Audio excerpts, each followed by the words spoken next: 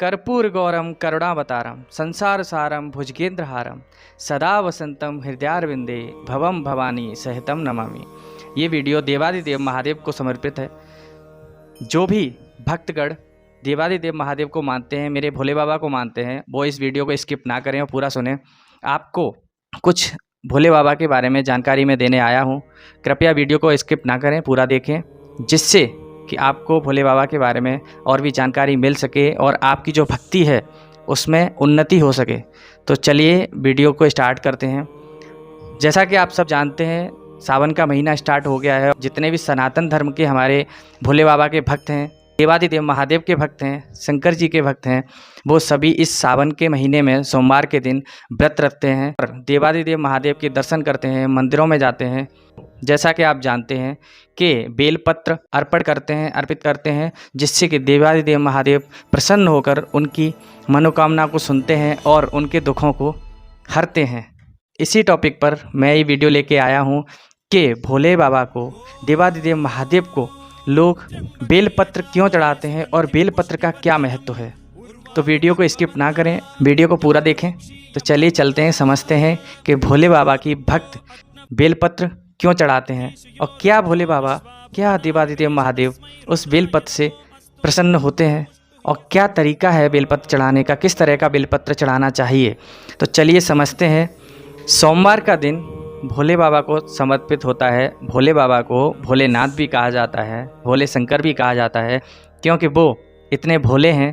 सिर्फ बेलपत्र और जल अर्पण करने से ही भक्तों की मनोकामना को पूर्ण करते हैं और उनके दुखों को हरते हैं। वो इतने भोले हैं कि अपने भक्तों के चढ़ाए हुए जल से ही प्रसन्न हो जाते हैं। इसके अलावा महादेव की पूजा में बेलपत्र का भी बहुत बड़ा महत्व है। तो इस महत्व को समझने के लिए बने रहिए मेरे साथ। माना जाता है कि महादेव के भक्त सिर्फ जल और बेलपत्र नियमित रूप से अर्पित करें तो भोलेनाथ अपने भक्तों के सारे दुखों को दूर कर देते हैं। लेकिन आपने कभी सोचा है कि भोलेनाथ को, भोले बाबा को बेलपत्र इतना पसंद क्यों है और उनका जलाभिषेक क्यों किया जाता है? ज्योतिष के अनुसार माने भगवान शिव के पूजन में बेलपत्र का बहुत बड़ा महत्व है। शिवलिंग पर बेलपत्र अर्पित करने से प्रसन्न होते हैं शिव भगवान। देवादिदेव महादेव खुश होते हैं जो भक्त सिर्फ जल और बेलपत्र शिवलिंग पर अर्पित करते हैं और उनकी पूजा करते हैं। माना जाता है कि उनकी पूजा बिना बेलपत्र के पूर्ण नहीं होती है। आप भी देवादिदेव महादेव की विशेष कृपा पाना चाहते हैं तो बेलपत्र की विशेषता को समझना बहुत जरूरी है। आइए समझते हैं बेलपत्र का महत्व क्या है। बेल के पेड़ की पत्तियों को बेलपत्र कहते हैं, जो तीन आपस में जुड़ी हुई होती हैं।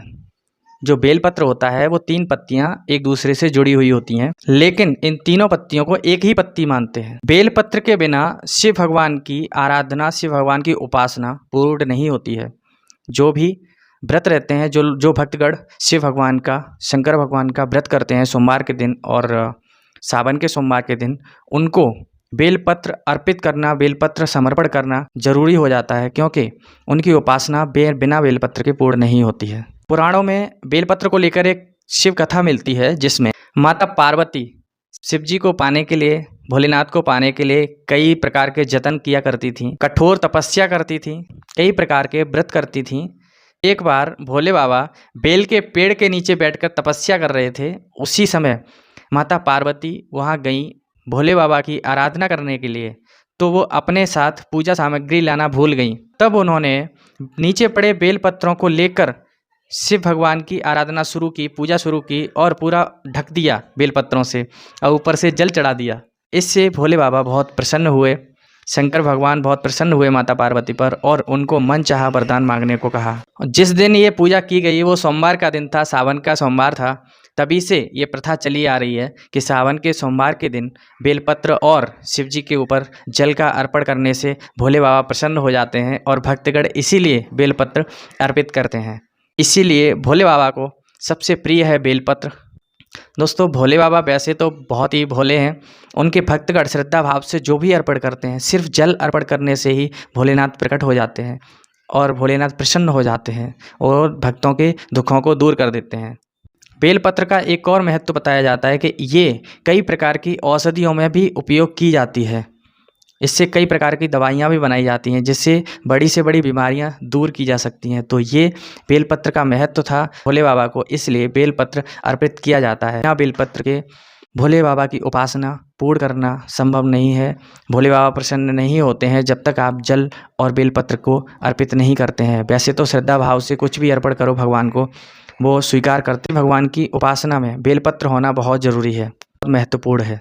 दोस्तों, ये कथा और ये जानकारी आपको कैसी लगी? अगर आप भोले बाबा में श्रद्धा रखते हैं, भोले बाबा का व्रत आप भी करते हैं, दोस्तों आप भी भोले बाबा को मानते हैं, भोलेनाथ देवादिदेव महादेव को मानते हैं, तो इस वीडियो को अभी के अभी लाइक कर दो, शेयर कर दो।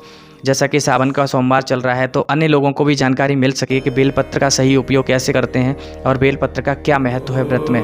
तो दोस्तों, अभी तक चैनल को अगर आपने सब्सक्राइब नहीं किया है तो सब्सक्राइब कर लो। ऐसी जानकारी मैं लेके आता रहता हूँ।